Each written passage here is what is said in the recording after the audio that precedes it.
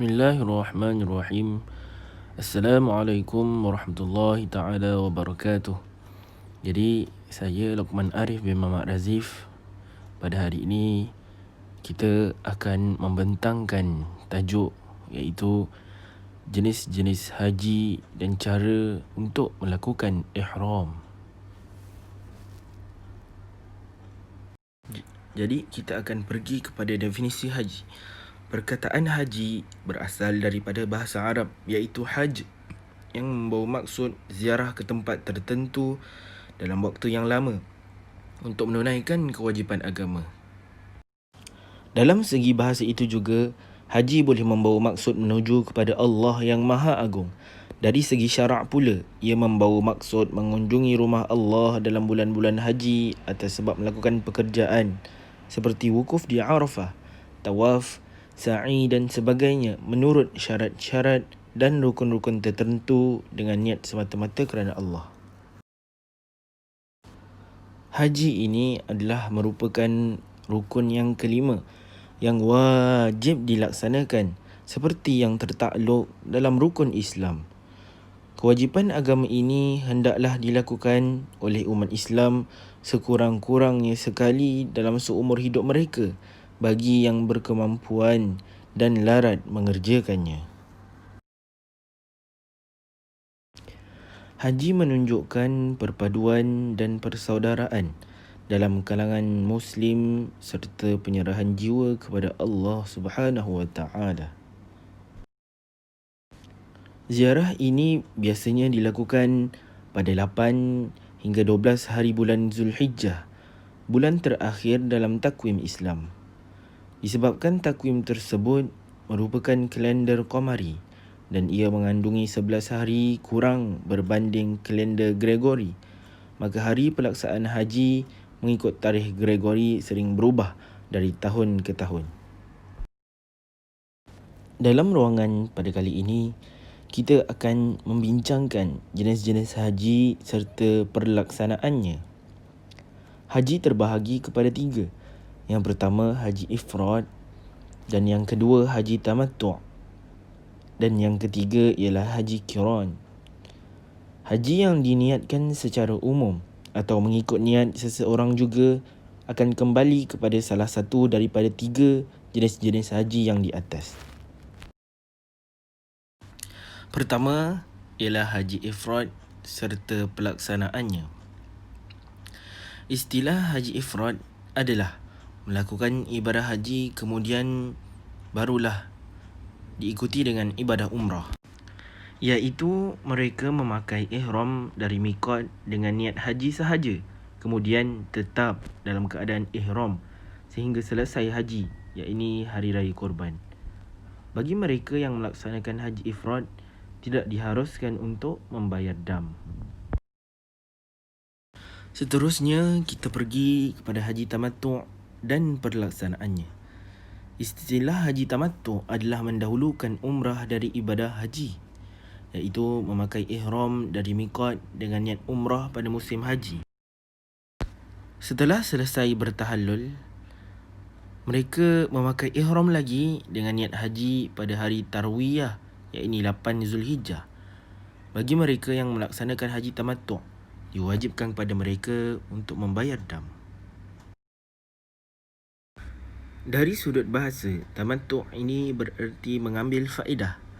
Dari istilah syarak pula, mengikut mazhab Syafi'i, tamattu' ialah dengan berihram mengerjakan umrah dalam bulan haji.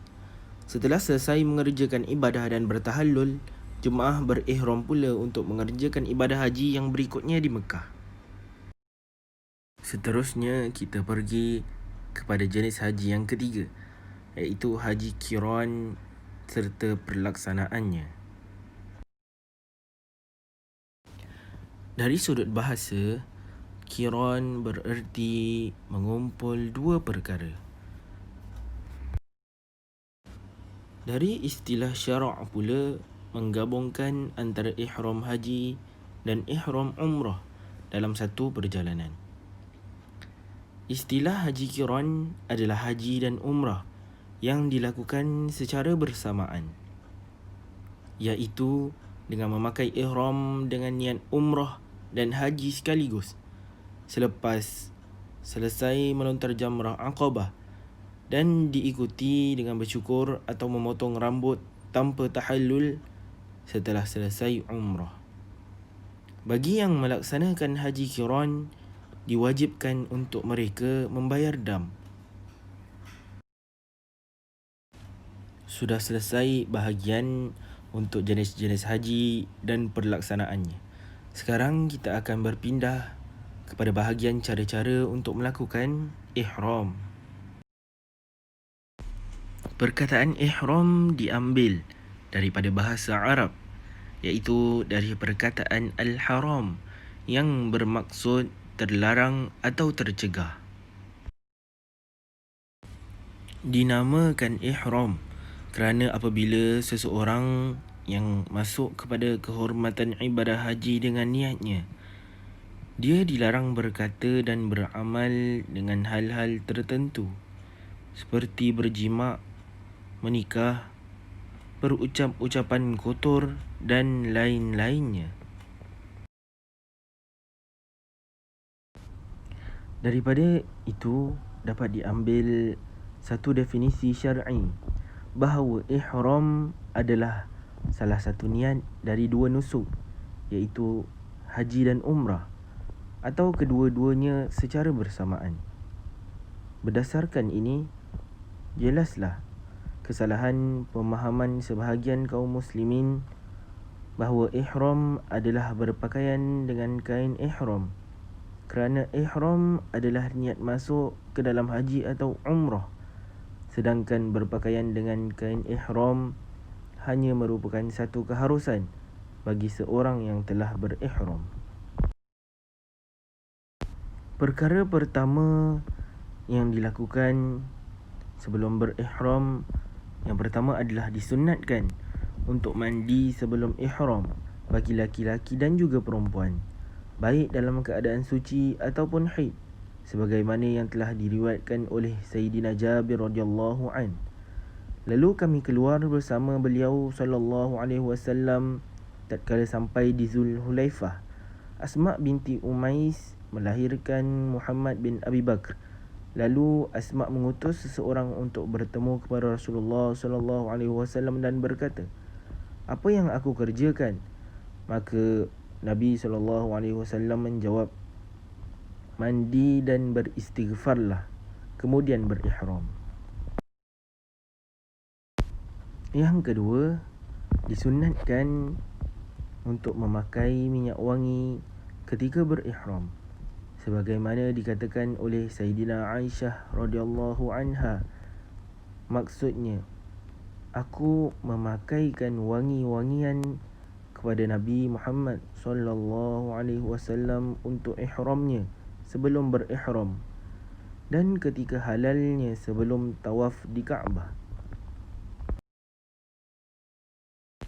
Seterusnya, langkah yang ketiga bagi cara-cara melakukan ihram adalah mengenakan dua helai kain putih yang dijadikan sebagai sarung dan selendang, sebagaimana sabda Rasulullah sallallahu alaihi wasallam yang bermaksud, hendaklah salah seorang dari kalian berihram dengan menggunakan sarung dan selendang seperti sepasang sandal.